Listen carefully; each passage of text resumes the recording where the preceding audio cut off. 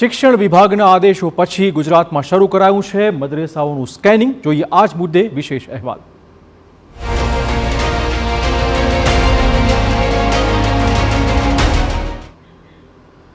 તો ગુજરાતમાં પહેલીવાર મદ્રેસાઓનું સ્કેનિંગ કરાયું છે। રાજ્યમાં 1100 મદ્રેસામાં સર્વેની કામગીરી શરૂ કરી દેવાઈ છે। દરેક મદ્રેસાઓમાં 2 સભ્યોની ટીમે સર્વે કર્યો છે, જેમાં કુલ 11 મુદ્દાઓની તપાસ કરવા માટે પ્રાથમિક શિક્ષણ વિભાગને જવાબદારી સોંપવામાં આવી છે, જેના ભાગ સ્વરૂપે અમદાવાદના 175 મદ્રેસાઓમાં સર્વે કરવામાં આવ્યો, જેમાં બાળકોને પ્રાથમિક શિક્ષણ મળે છે કે નહીં તે વિશેની માહિતી ભેગી થઈ રહી છે। આ ઉપરાંત વડોદરા શહેરના 29 મદ્રેસાઓમાં પણ તપાસ કરવામાં આવી છે, જેમાં કઈ સંસ્થાની પરમિશન મેળવાઈ છે કે નહીં તે સંસ્થાનું નામ દર્શાવવા પણ આદેશ આપી દેવાયો છે। આવા જ કંઈક દ્રશ્યો ખેડામાં પણ સામે આવ્યા, જ્યાં 27 મદ્રેસાઓમાં સર્વે કરાયો છે।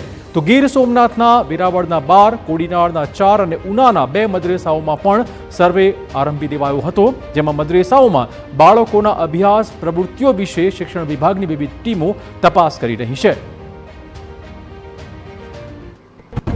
રાજ્યના 1100 મદ્રેસાઓમાં સર્વેનું કામ અમદાવાદના 175 મદ્રેસામાં સર્વે કરાયો। દરેક મદ્રેસામાં 2 સભ્યોની ટીમ તપાસ કરી રહી છે। સર્વે બાદ શિક્ષણ સમિતિના શાસનાધિકારીનું પણ નિવેદન સામે આવ્યું છે। બાળકોને પ્રાથમિક શિક્ષણ મળે છે કે નહીં તેની માહિતી હાલમાં મેળવાઈ રહી છે। બાળકોને ધાર્મિકની સાથે પ્રાથમિક શિક્ષણ મળવું અત્યંત જરૂરી છે। મૌલવીઓ તરફથી સર્વેમાં એમને સહયોગ મળતો હોવાનું પણ તેમણે વાત કરી હતી।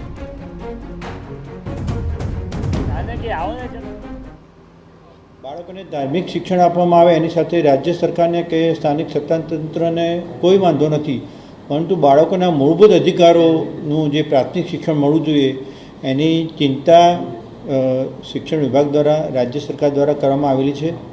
આજે જુદા જુદા સ્થળો પર 175 જગ્યાએ અમારી લગભગ દરેક ટીમની અંદર 2 સભ્યો છે। ખૂબ મોટી સંખ્યાની અંદર મુસ્લિમ શિક્ષકો જોડાયેલા છે।